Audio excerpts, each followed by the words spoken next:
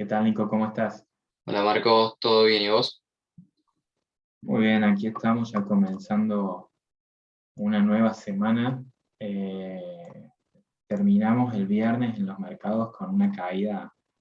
Bueno, a ver, si vemos la tendencia completa decimos no pasó nada, pero si vemos simplemente el día viernes, el mercado intentó superar una resistencia de muy corto plazo en los 4.520, no pudo y le dieron con fuerza hacia abajo. Pero a pesar de ese movimiento bajista interesante que sufrimos 4 días seguidos de la semana pasada, algo que no se veía hace bastante tiempo, muchos meses en los cuales no teníamos 4 días consecutivos de subida, de caídas. Eh, Fueron 4 días consecutivos de caídas y el precio llegó hacia nuestro famoso soporte dinámico, esta directriz alcista, y en realidad no lo alcanzó, sino que en esos niveles, antes de alcanzarlo, ya está rebotando. ¿Okay? Ya estamos teniendo un lunes en el cual se está recuperando gran parte de la caída del viernes, y el SP500 está respetando sus soportes claves, está respetando también sus directriz alcista clave, soporte dinámico. Entonces, por el momento, a aquellas personas que son bajistas tenemos que decirles que vayan con mucha cautela. ¿Okay? Yo sé que muchos esperan caídas fuertes, yo sé que las caídas fuertes van a venir seguramente en algún momento, pero ni yo ni nadie sabe cuándo.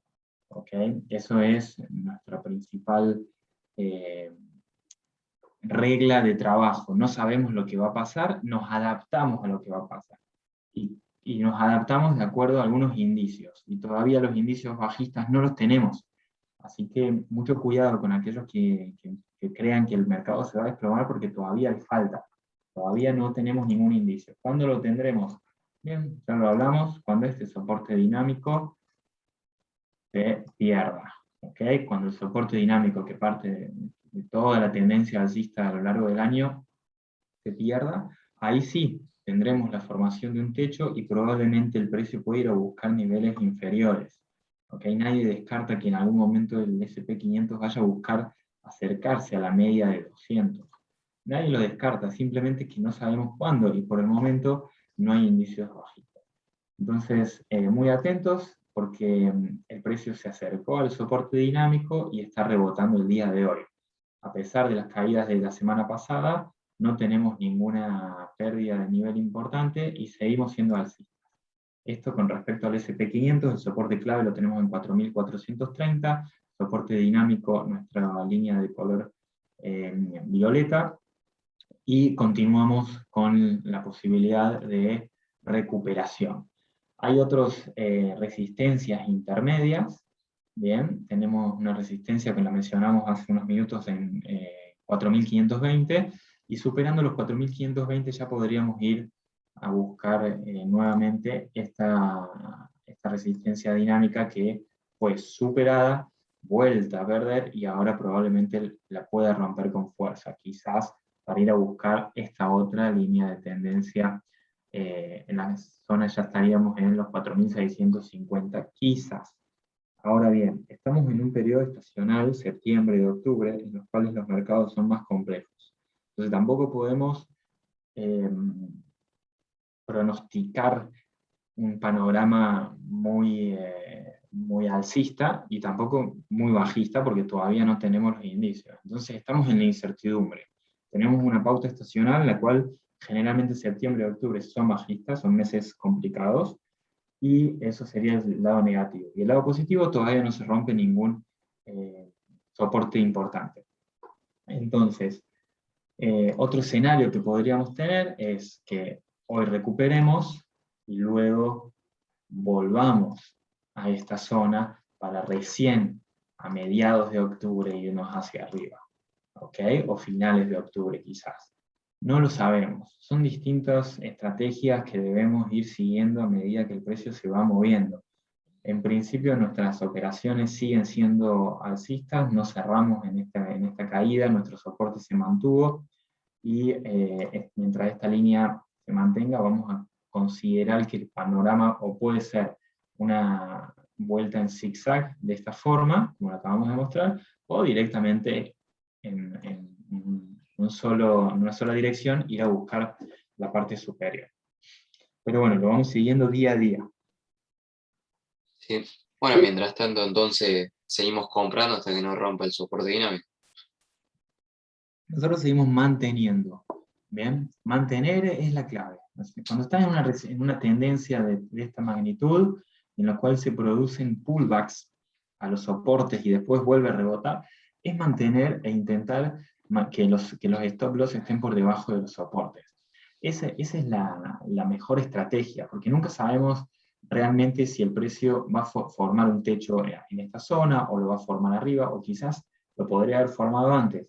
Nunca realmente lo sabemos, solo lo sabremos cuando se rompa el soporte dinámico. Entonces, comprar quizás puede ser más arriesgado. ¿Por qué?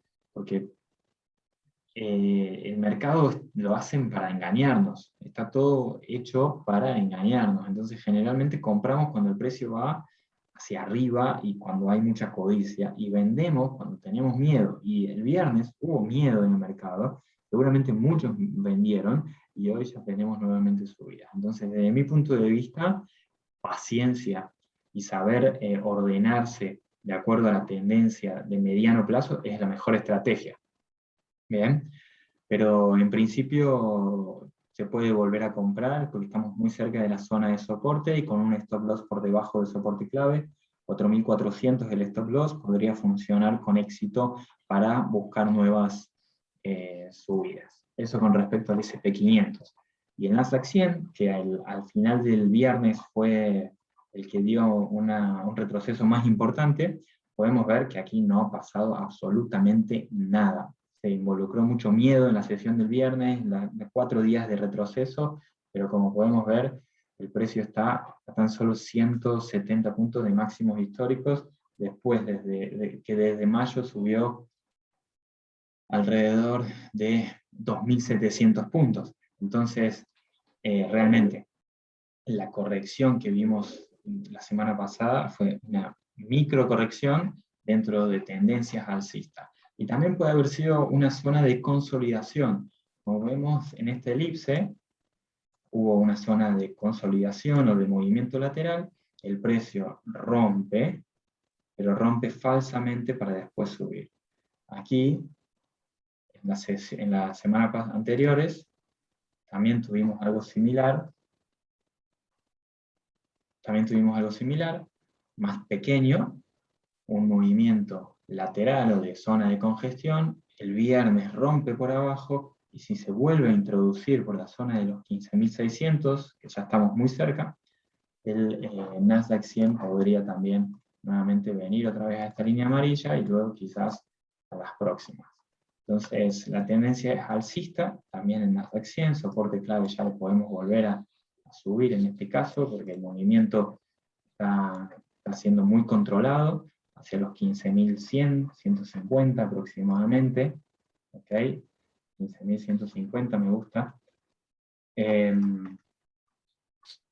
Y la tendencia es alcista, así que nos vamos a manejar de acuerdo a esa tendencia. ¿Qué es lo que pasó? ¿Por qué se dio esta corrección? Bueno, ya todos sabemos que Apple es un peso pesado, y Apple mueve los mercados, mueve al S&P 500 y principalmente al Nasdaq 100. Nosotros en un análisis anterior de hace algunas semanas habíamos remarcado esta resistencia dinámica de Apple, que partía desde los máximos de septiembre de 2020, los uníamos el punto con 25 de enero de 2021 y nos tiraba este nivel en el cual el precio se frenó exacto. Esto lo habíamos analizado ya hace varias semanas, lo subimos a nuestros análisis, y el precio estaba por esta zona, subió hasta ese nivel y corrigió. Ahora bien, en la zona de soporte la podemos subir un poco más, y el precio todavía mantiene este canal. Así que no creo que se haya iniciado una tendencia bajista en Apple, puede haber iniciado un movimiento lateral algunas semanas para luego continuar en la dirección alcista. Entonces hay que seguir el movimiento de Apple cuando uno sigue el S&P 500 y el Nasdaq, porque Apple tiene un peso muy importante. Bien, entonces el soporte ahora lo podemos subir hasta la zona de 143, aproximadamente, soporte clave, y vamos a ver el precio cómo se despliega en los próximos días, pero hoy mismo podría empezar un rebote interesante, quizás para volver a chequearla, volver a caer y volver a subir. Bien, pero en principio fue esta resistencia dinámica, que no descartamos que se rompa al alza, lo que frenó a los mercados la semana anterior. Bien. Bien. Y ya vimos en Nasdaq, el Dow Jones cayó un poco más, se fue hacia el soporte clave, pero tenemos también una línea de tendencia. Es como que hay muchos soportes. Hay muchos soportes por las zonas inferiores, ya sean todos los índices, entonces tenemos que tener mucho cuidado de ponernos bajistas. Yo no me pondría bajista a pesar de que hayan indicios de caída. Entonces aquí el Dow Jones podemos ver esta estructura importantísima de hombro, cabeza, hombro invertido que había formado, la está simplemente verificando. Todavía le cuesta arrancar, en esta zona de 35.500 le costó mucho, y no sabemos qué puede llegar a suceder, pero es difícil que pierda estos niveles y que se venga hacia aquí. Es muy difícil, todo puede pasar, pero es muy difícil que pierda estos niveles. Hay mucho tiempo aquí de congestión, de soporte, entonces es probable que vayamos hacia arriba quizás también. El Russell 2000 de la misma forma, ¿sí?